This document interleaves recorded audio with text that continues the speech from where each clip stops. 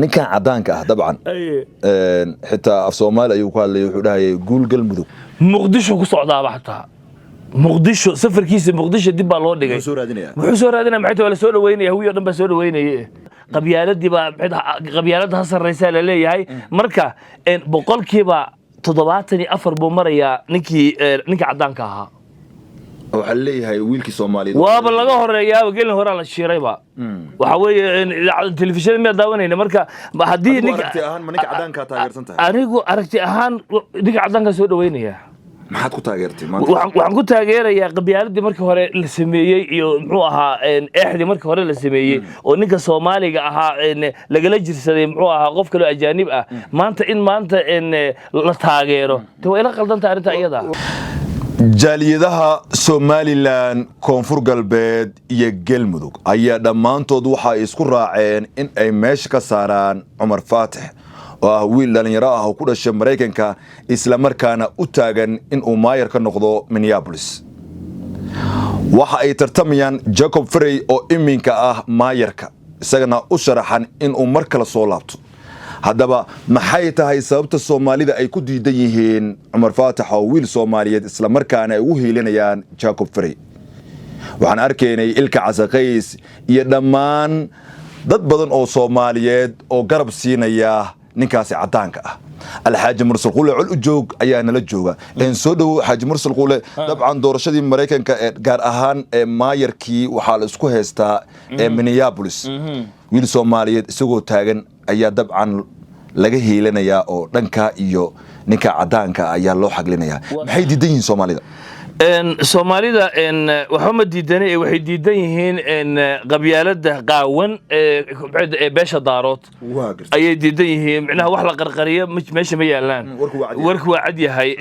beesha daarood qabyaalada ma taqaana qaawan ay la soo shirtageen ayay Soomaalida kaleeto oo dhan sidaas isku raaceen marka magaalada Minneapolis ee gobolka Minnesota ee dalka Mareykanka waxa ka soconaya dadkuna ay u dareereen in ay doortaan duqii magaaladaasi maamulayay 13 nin baana u tartamaya qabyaalada meesha ay gaartay labada nin oo aadka loo hadalayo waa Jacob Frey iyo waliba Umar Faatix Umar Faatix waxa la socotaa hadda ka hor inuu ka hiiliyo ninkan muxuu ahaa Nasir Warsame oo gabar hindi ah Nasir Warsame waliba nin saaxiibkii ah buu ka hiiliyay ninkaasi wuxuuna uga hiiliyay hawiye ahaan buu uga hiiliyay warkan ku cadeeyo hawiye ahaan baa looga hiiliyay Nasir Warsame wixii ku dhacwadigooga dhibaatadii iyo wixii dhacday Soomaalida colaad halkay gaartay hadda markii sheekadan ay timaaday baa waxa la bilaabay in koonfur galbeed Somaliland galmudug iyo deeswad ogtahay oo muxuu tahay Minneapolis beesha bandhibaanba aad ugu badan muxuu ahaa sidar xaafada la yiraahdo aad ayaa ugu badan ayagii naftirkoodii waxay ka codeynayaan mataqaana ninkan isaga ay ka codeynayaan oo waxa waaye iyaguna wada kurgaataha weey muxuu ahaa halka dabada la galayaan oo waxa waaye sheekada dhinacaas kale loo wareejinaya marka micnaha waxa meesha taagan oo meesha qabyaalada meesha taagan waxay tahay ilhaan wadiga arkay ilaa iyo shalayto waxa ay taageereysay yarkan Umar Faatix taageereysay horena ilhaan waxay garab u siinisay Aisha oo ahayd gabar hindi ah marka de waad u jeedaa marka sheekada nimanka dadkan ay wadaan waxa waaye reerka sheekada ay wadaan waxa waaye la jiifiyaana banaan la joojiyana banaan de taana wax soconayso ma aha waana ogtahayo nimanka daaroodka la yiraahdo markii ay oor kacsanayaan markay kacsanayaan Soomaalinimada iyo hadduu Ilaahay ku roon yahay wadaniyad iyo waa sheekadii farmaajo hal isku soo baxa iyo baqbaq iyo nin kale to hawiye ama umada kale Soomaali maxamada kale ma istaagay ya wax wadaniga wax la jira ma jirto gadaal bay u gurtaan waxay ku leeyihiin haga yaabina kan inuu soo baxo yusuf kan idigu soo bixin arinka cajiibka ah ayaa waxa uu yahay Nasir Warsame dadka taageersan iyo beesha uu ka dhashay ayaa iminka Umar Faatix ka soo horjeeday iyagoo Nasir Warsame dartiis u diidan wixii lagu sameeyay waa tahay Nasir Warsame maxay ku diidanayeen Umar Faatix iyo dadka deegaanka degnaa ee Mareykanka xilligaasi waxay leeyihiin farmaajo ayuu aflagaadeen jiray oo dhigi jiray filada ka soo baxa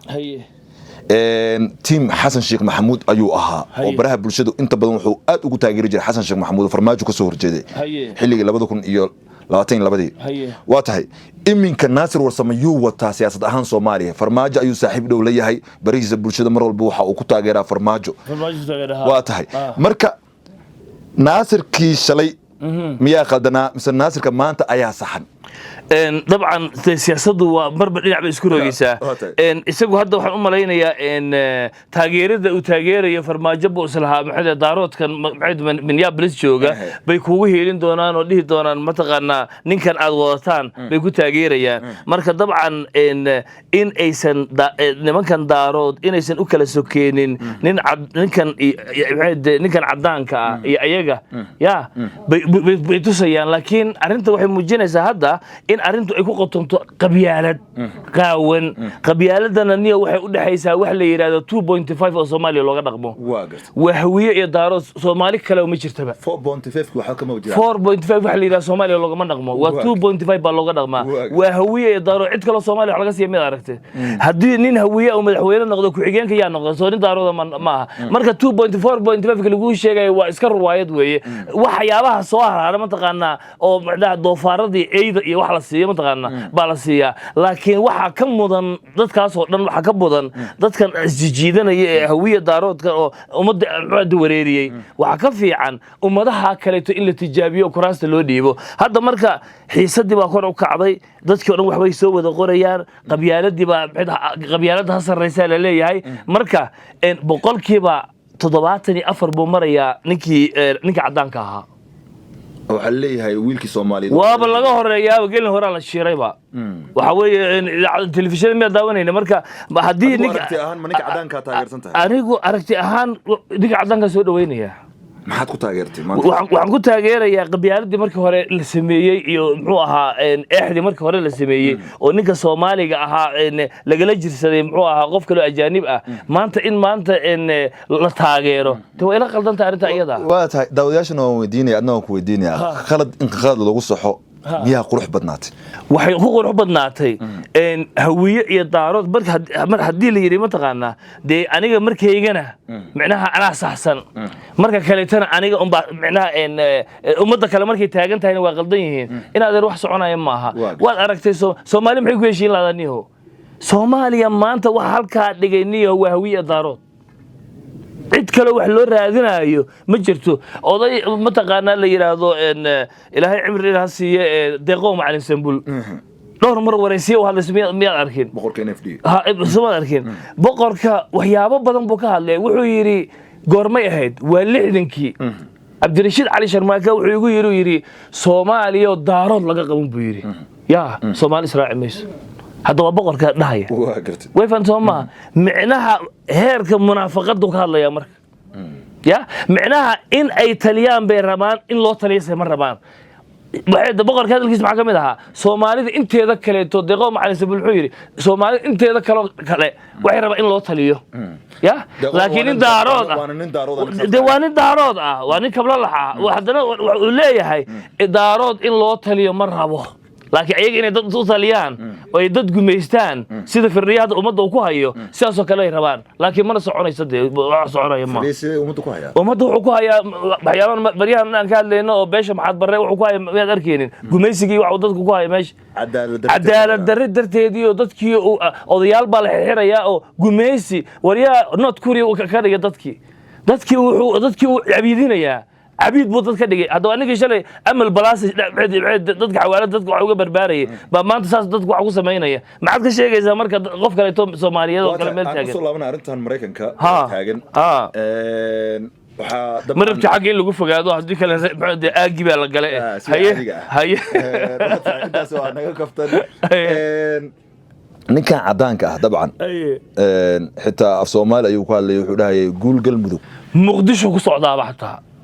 Muqdisho safarkiisa Muqdisho dib baa loo dhigay wuxuu soo raadinaya maxay la soo dhaweynaya hawiyo dhan baa soo dhaweynaya marka wixii ay daaro taageeraan kan in cadaana in loo qooro salaaxo oo la weyneeyo oo Soomaaliland la xagliyo waa wax qurux badan aad iyo aad wax qurux badan baa sababtoo adiga shalay markii ninkii naagtii hindida markaad leefleefaysay maxay ahayd وحنا برامج كان رنتا لسنا ولا دعرت وإن ليس للنسية هوية دارود وإن دعرت للنسية صاحب وحبي على يسكون قبل وإن دعرت للنسية صابته أنك معناها مركي أنا وقلدنا وعبد الله عورير ما تقارنا ولا سوق صباح هذا عبد الله عورير دبق دad ay degan yihiin oo Minneapolis ku yaala jira ya cid kale oo codeynayna ma jirto waa gartay ma dhibaankii meesha joogay iyo ummadii kale Soomaaliyeed oo meesha joogayna cid kale oo codeynayaan ma jirto wax kale ma aha hadda faada Umar Faadaxan reer gobo ka dhashay oo gob dhasho Soomaaliyeed oo gobsan laakiin balaayo qoorta u gashay way baad maaha Soomaaliyeed oo dhan waa reerka loogu jecel yahay laakiin ya dadka ku maran darteed dhibaatada waa dadka ku maran laakiin dhibka Umar ma aha Umar Soomaalida waa jeceshahay waliba reerkooda cid ay dulmi Soomaali ka galeen haba yaraatay ma jirto waa reer gob dhashay marka dhibaatada waxa waaye markii hore waxa lagu sameeyay Naasir Warsame ya Naasir Warsame wixii lagu sameeyay bal rabaan kar in laga jaro marka isla waxaan arkay ninkii hore Ilhaan Umar oo Jacob Frey maxaa dhacay meesha waa balaya ka taagan meesha maanta adigu waa tadeelay in aad munaafaqada umada ku hayno umada waa in laga daayo umada munaafaqada la wajiilanimada waa waxa Soomaali halka gaarsiiyay Sooma marka ninkaas waxa la familka caruurtiisa ku soo horjeeda xitaa arinka kale cajiibka ah oo baraha bulshada dhex yaala waxay tahay ilka casaqays oo afnaan Soomaaliyeed raabar ah ninka cadaan ku taageersan yahay halka xaaskiisa Naciimo Joker iyadan ay taageersan tahay Umar Faatix barka sheekay adii waxaan ku leeyahay ma taqaana warniyo waa arin cajiibaniyo Soomaalidu oo kala safatay war Soomaali waxa halka dhigo isha maanta yaa u yeelay ya isha Soomaali maanta waxa u yeelay waa labada reer هوية دارود كلية بين سومالي ما أنت فيك بقطها سومالي لهستيال لبضع سنين بقطها يا رنت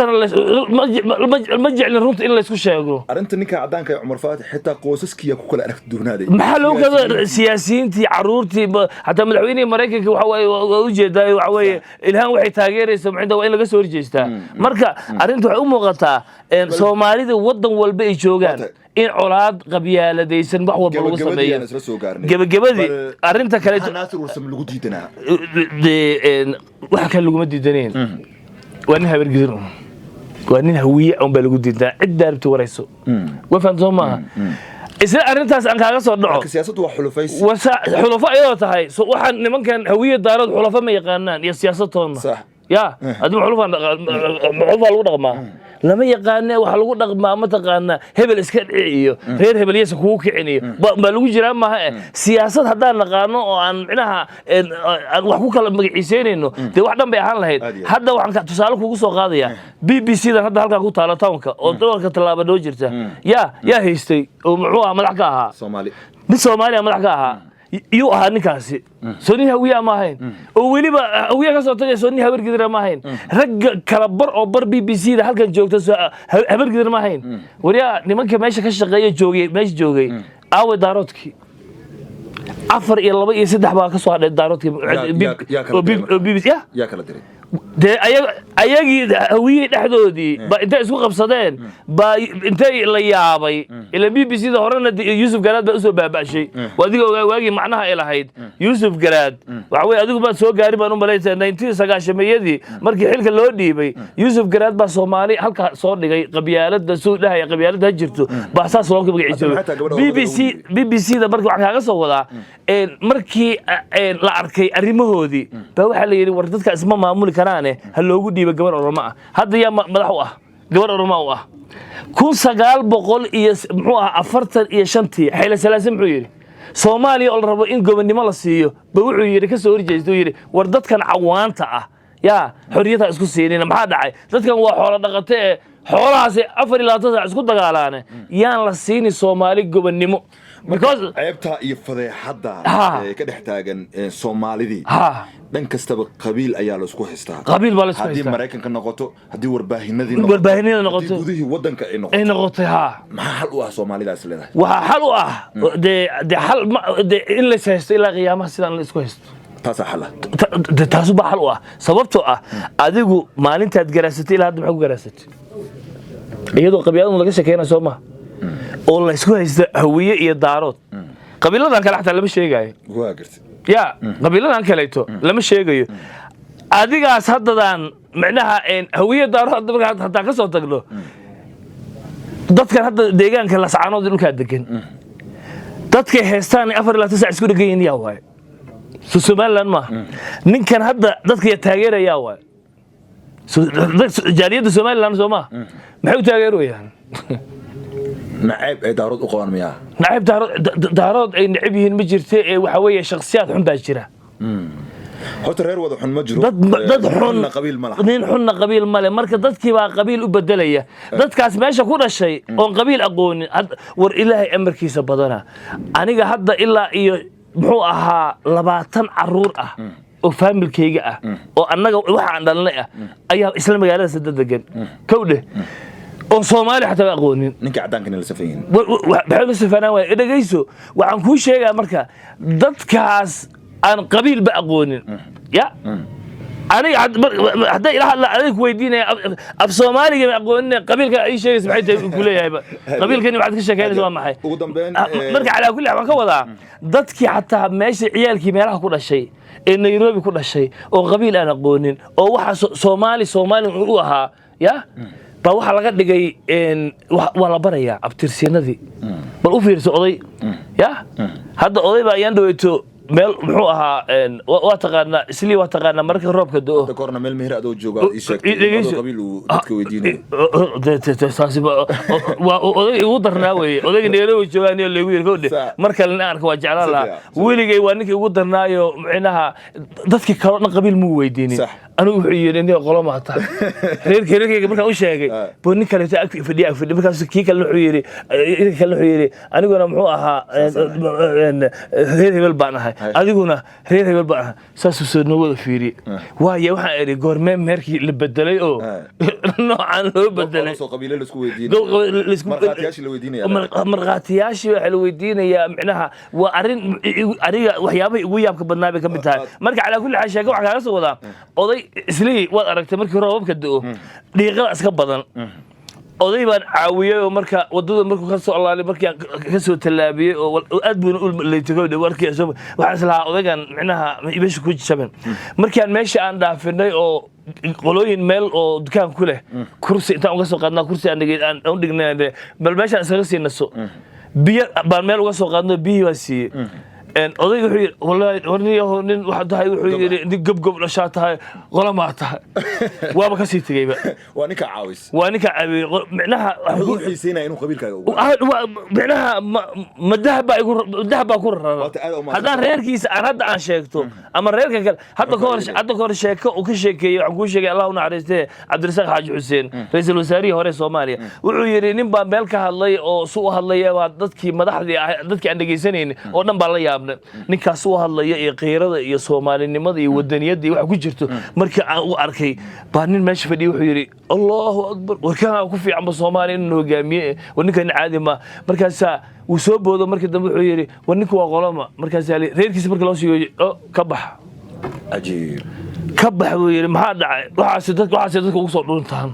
okay waxaas dadka ugu soo dhuntaan marka waxaan ku sheegayaa hawiye iyo daarood ina adeer Soomaali halka ayaga dhigay wata ma isleedahay way ilduufeen Umar Faatax iyo Ilhaan Umarba intaan doorashada la gaarin waxay ahayd in ummadii dadka la isku keeno Somaliland reer koonfur galbeed dadka la isku galmudug bantay isugu yimaadaan war qalad baa naga dhacay imaamada Soomaali Maxamed ba ayaga kaliya ma aha ummadii oo dhan intay isugu yeeraan inay yiraahdaan war niman yahow dal iyo dibadba war adiga ayaan dhawt ma arkaysan adiga naftikaaga waxaan ku sheegay hadda ayaan dhawt arkaysay gaaristan hadda tan Sooma ah ya gaaristan ya tan maaha ayaan dadka arkaysay masaajid ay kala tujinay ma masaajid ay kala tujinay ya inta iimaan ba taagan Norway hadda ka hor ma qaan sheeka isla noocaas oo kala ka dhacday macnaha qabiyaalada meeshay nala maraysa macnaha baa ka hadlaya beedki alle xageen kala ku soconnaa ya xageen kala ku socda hadda siyaasad baa ka hadlaysa gaal iyo balaayo iyo yahuud iyo ninkan yahuud inuu yahay in kala xataa war loo heynin xataa wuxuu kamid ahaa baa la leeyahay ninkan hadda la taageerayo ragii Israa'iil in dadka duqeyso muxuu ahaa raali ka ah inuu kamid ahaa saasay tahayna de qabiyaal warar kale waxaan helay xitaa inuu qolyaha LGBT uu taageerayo marka qabiyaaladan baan taageerona ma aha يا إلا الناس قبيلة كسرنا إلا يا نهار تانك قارينه يا بلو في رسالة الشيخ الصومالي الشيخ الصومالي كود أقول عالم سنفيريا بينكو شيء ما والله بالله أطلع كل شيء ما بينكو شيء ما شيخ والبو الصومالي أقول عنصن أما نيروبي هتجوجو أما ضل كلا جوجو وفيرسو لما كلمة مركز ويديسان يا وعقل كويدين ما وني ضد كواس وريستان هل معناها كان قبيلك بحنا قبيس حاجة يقول كان قبيسان هذا كي إمام مقدم كان قبيسة دو كسر دوتو علاني وبلوك هذه غلا ما هدرت ويفهم ثم مركز ضد كان ودد قبيلة دي إلى دكتي مدحهم أو إلهي أنك عبسنينه الله يا رسول كفرتين إلهي أوكيني وحال يري إلهي قوم مد اللي إلا إيجو إزدليان مركز صومالي إيدا إزدلي سمانت إني كلا جاران أديكو إن أديرك أما صومالي أما مسلم ما إيو ديرك ورديرك حتى ميسو كنا حيني إيدو تاجن يهاي إن ترى ذهب على المقعسي إيدا لقوا حمين إيو أنا قاعد أقول رئيس عسكري مركز de beesha waxaan sheegayaa daarood de maanta haga xaabiya runta ogaadana runta de dacarta de marka hore kiiba u sacbinayna moogta ya de haddana de yaan la qaraarin de waa tahay aad baa umaadsanta kaas wuxuu alxaaji mursal qulu culujoog daawada aragti ahaan murankan ka dhex taagan bulshada Soomaaliyeed ee dhanka qabyaalada ah xitaa kuraasta ay u kala safanayaan nin cadaan ah iyo nin Soomaali ah sidee lagu gudbi karaa ayaa leedahay ma isleedahay xilligan oo 2026 la sii galayo in wali qabyaalad ay ku dhaqmayaan dadkii gudaha ma ahane dadkii wax bartay ee wadamada horumaray jooga waa wax aad iyo aad loogu xumaado ma isleedahay intaan markale kulmayno waxaan leenahay sidaas iyo amaan Allah